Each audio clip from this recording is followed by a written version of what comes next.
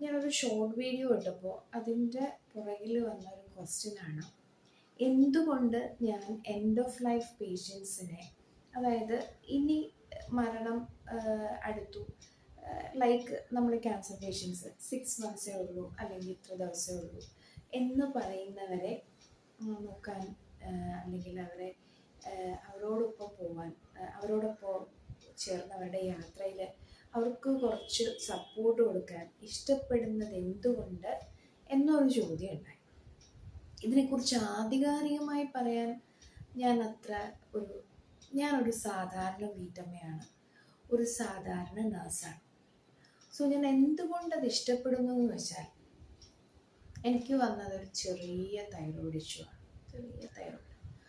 പക്ഷേ അത് ഈ താങ്ങാൻ ആളുണ്ടെങ്കിൽ യു പീപ്പിൾ അതിൻ്റെ ബാക്കി അറിയാനുണ്ട്, തളർച്ച കൂടും.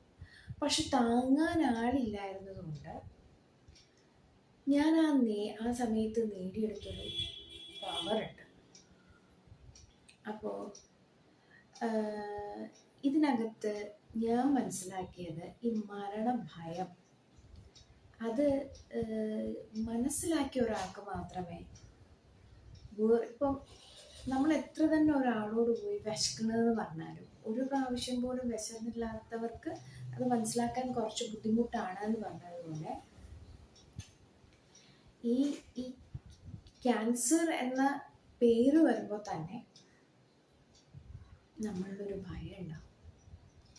ഈ ഭയം അനുഭവിക്കുന്ന ഒരാളെ എങ്ങനെ സപ്പോർട്ട് ചെയ്യണം, അത് ആ ഭയം അനുഭവിച്ച ഒരാൾക്ക് മാത്രമേ, പാനിക് അറ്റാക്സ് ഉണ്ടാകുമായിരുന്നു എനിക്ക്, അനുഭവിച്ച ഒരാൾക്ക് മാത്രമേ പറ്റുള്ളൂ എന്നാണ് ഞാൻ വിചാരിക്കുന്നത്. That is one reason. And second reason, I love to help people. പറ്റുന്ന സഹായം, അതാണ് ഒരു ബാങ്ക് ബാലൻസ് എന്ന് ചിന്തിക്കുന്ന ഒരാളാണ് ഞാൻ, അധികം ബാങ്ക് ബാലൻസ് ഇല്ലാത്തത്. അപ്പോൾ my point is like, help them, നമ്മളങ്ങ് പോവാം, ഹെൽപ്പ് ദം, നമ്മളങ്ങ് പോവാം. അപ്പോൾ ഞാൻ കണ്ടുപിടിച്ചിടത്തോളം ഏറ്റവും നിസ്സഹായായ ഒരവസ്ഥയാണ് ആ എൻഡ് സ്റ്റേജ് എന്ന് പറയുന്നത്. ഈ സമയത്ത് കുറച്ച് റിഗ്രറ്റ്സുകളും വരും നമുക്ക്. ഞാൻ ഒരുപാട് കേട്ടിട്ടുള്ളത്, ഞാൻ എൻ്റെ ഭാര്യയെ ഉപേക്ഷിക്കേണ്ടായിരുന്നു, ഞാൻ എൻ്റെ ഭർത്താവിനെ ഉപേക്ഷിക്കേണ്ടായിരുന്നു, ഞാൻ എൻ്റെ കുഞ്ഞിനെ ഉപേക്ഷിക്കേണ്ടായിരുന്നു, ഞാൻ എൻ്റെ മരുമകളോട് ഇങ്ങനെ പെരുമാറേണ്ടായിരുന്നു, ഞാൻ അവളുടെ അത് തട്ടിയെടുക്കണ്ടായിരുന്നു, ഞാൻ അവൻ്റെ അത് ചെയ്യേണ്ടായിരുന്നു, ഞാനത് അവൾക്ക് കൊടുക്കാമായിരുന്നു, ഞാനതവിടെ ചെയ്യേണ്ടായിരുന്നു. ചിലർ നമ്മുടെ നെഞ്ചോട് ചേർക്കുമ്പോൾ പറയുന്നത് അതാ. തീരെ ക്ഷീണം വരുമ്പോൾ നമ്മളിങ്ങനെ നിൽക്കുമ്പോൾ അവർ നമ്മൾ പുറത്തോട്ട് ചായുമ്പോൾ ഞാൻ കേട്ടതൊക്കെ ഇതാ. അപ്പോൾ ഈ റിഗ്രറ്റ്സ് ഇങ്ങനെയുള്ള കുറേ വരും. ഞാൻ ഒത്തിരി ഇങ്ങനെ ചെയ്തു കൊടുത്തിട്ടുണ്ട്. കാരണം വിഷമം താങ്ങാൻ പറ്റാതെ പറയുമ്പോൾ എനിക്ക് ഓർമ്മ വരുന്നത്, ഒരു അമ്മ മകനെ നന്നായിട്ട് മിസ് ചെയ്യുന്നുണ്ട്. ചെറുതിലേ കണ്ടതാണ്, 1.5 വയസ്സിൽ. ഇപ്പം മകന് 18 വയസ്സായി. അവർ പോകുന്ന മുമ്പേ കാണാൻ ആഗ്രഹിക്കുന്നു. ഭയങ്കര ഹഡിൽസ് ഉണ്ട് കേട്ടോ. പക്ഷെ എനിക്കതൊരു ഒരാളുടെ ആഗ്രഹം സാധിച്ചു കൊടുക്കാൻ ഉള്ള ഒരു പാഷനാണ് എൻ്റെ. ഞാൻ ആ കുട്ടിയെ കൊണ്ടുവന്ന് കാണിച്ചു കൊടുത്തു കേട്ടോ, അവർ മരിക്കും മുമ്പേ. ഇങ്ങനെ ഒരുപാട് കാര്യങ്ങൾ നമുക്ക് ചെയ്തു കൊടുക്കാൻ പറ്റും. പിന്നെ ഞാൻ ചിന്തിച്ചിടത്തോളം മണ്ടത്തരമാകുമെന്ന് എനിക്കറിയത്തില്ല, എന്നാലും ഞാൻ പറയാം. ഇപ്പോൾ ഡിവോഴ്സി അല്ലെങ്കിൽ ജീവിതം മൊത്തം പ്രശ്നങ്ങളുണ്ടായ ഒരു ഹസ്ബൻഡും വൈഫും, അല്ലെങ്കിൽ എപ്പോഴും തല്ലുകൂടുന്ന ഒരു അമ്മയും മകനും, അവരുടെ എൻഡ് സ്റ്റേജ് ആവുമ്പോഴേ ഇവരുടെ കൂടെ ഇവരെന്നെ ദ്രോഹിച്ചതാണല്ലോ എന്ന ചിന്ത വരുമ്പോൾ എങ്ങനെ സമാധാനമായിട്ട് അവർക്ക് കിടക്കാൻ പറ്റും? ഇതൊക്കെ എൻ്റെ പൊട്ട ചിന്തകളാണ് കേട്ടോ. അപ്പോൾ ഇതൊക്കെ ഞാൻ ഇങ്ങനെ പരീക്ഷിച്ച് കണ്ടുപിടിച്ചപ്പോൾ ഒരു സമയത്ത് എൻ്റെ ജീവിതത്തിൽ ആത്മഹത്യ എന്നൊരു സ്റ്റേജ് വന്നു. അത് ഞാൻ ഒരിക്കലും അങ്ങനെ ചിന്തിക്കത്തില്ലായിരുന്നു. പക്ഷെ എൻ്റെ ചുറ്റുമുള്ള കുറച്ച് മനുഷ്യരെ അതിലേക്ക് എന്നെ നയിക്കുമെന്നായപ്പോൾ ഞാൻ ഈ തോട്ട് മാറ്റാൻ വേണ്ടി മോട്ടിവേറ്റേഴ്സിൻ്റെ ബുക്കൊക്കെ വായിക്കുമായിരുന്നു. അപ്പോൾ ഈ സമയത്ത് എപ്പോഴും എൻ്റെ മനസ്സിൽ വന്നിരുന്നൊരു സ്വപ്നമാണ്, ഞാനിങ്ങനെ നടക്കുക, 2 സൈഡും കുറേ ബെഡുകൾ, എണീറ്റ് പോലും നിൽക്കാൻ വയ്യാത്ത കുറച്ച് ആൾക്കാർ, ഞാൻ അവരുടെ അടുത്തൂടെ കടന്നു പോകുന്നു. സോ ഇതിങ്ങനെ പല പ്രാവശ്യം വന്നപ്പോൾ ഞാൻ ഓർത്തു, ഓ ഇതാണ് എൻ്റെ ഇക്കിഗായി.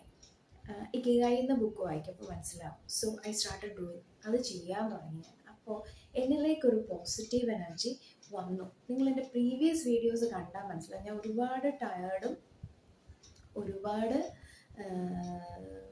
ഹോപ്പ്ലെസ്സും ഹാപ്പ്ലെസ്സും ഒക്കെ ആയിരുന്നു.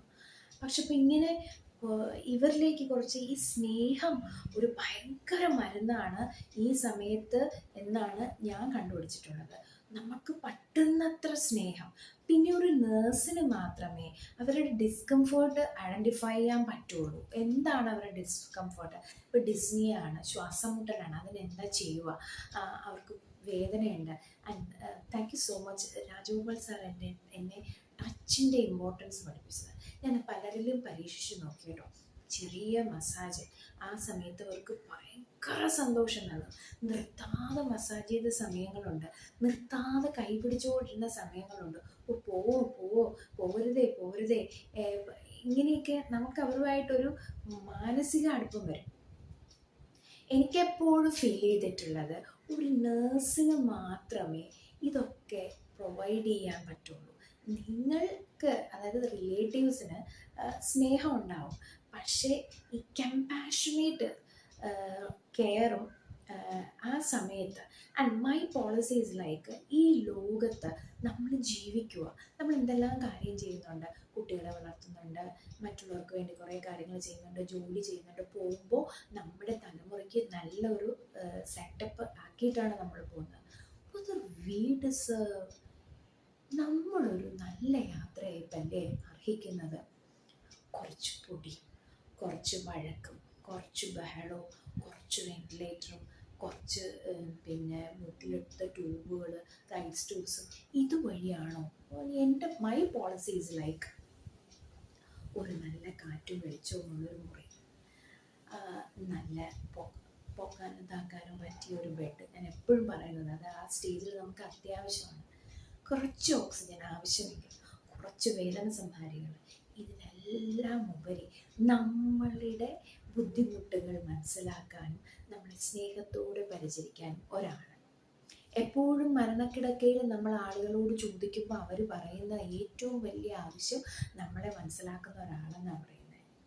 എനിക്ക് വളരെ സന്തോഷം തരുന്ന ഒരാളുടെ മരണം സന്തോഷം തരുന്ന ഒരു കാര്യമല്ല.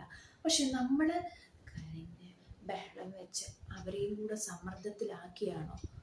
ഒരു ആക്സിഡൻ്റൽ ഡെത്ത് അല്ലെങ്കിൽ ഒരു പെട്ടെന്ന് ഉണ്ടാകുന്ന മരണം, ചെറിയ പ്രായത്തിൽ മരിക്കുക, അതുപോലല്ല old age peoples. I think they deserve നല്ലൊരു യാത്രയായിരുന്നു, നല്ല ശാന്തമായ അന്തരീക്ഷത്തിൽ, വേദനകളില്ലാതെ. ദേ ഹാവ് ടു നമ്മൾ അവരെ ഒരു ക്യൂവിനെ പോലെയോ ഒരു പ്രിൻസസിനെ പോലെയോ ഒരു കിങ്ങിനെ പോലെയോ ഒക്കെ ട്രീറ്റ് ചെയ്ത് വളരെ സന്തോഷമായിട്ട് സമാധാനമായി അവരെ യാത്ര അയക്കുന്നതല്ലേ നല്ലത്. നമ്മൾക്ക് ഒരുപാട് കാര്യങ്ങൾ ആ സമയത്ത് ചെയ്യാറുണ്ട്. ഞാൻ പലരും പറയുന്ന കേട്ടിട്ടുണ്ട്, അമ്മ ജീവിച്ചിരുന്നപ്പോൾ അത് ചെയ്തെങ്കിൽ നല്ല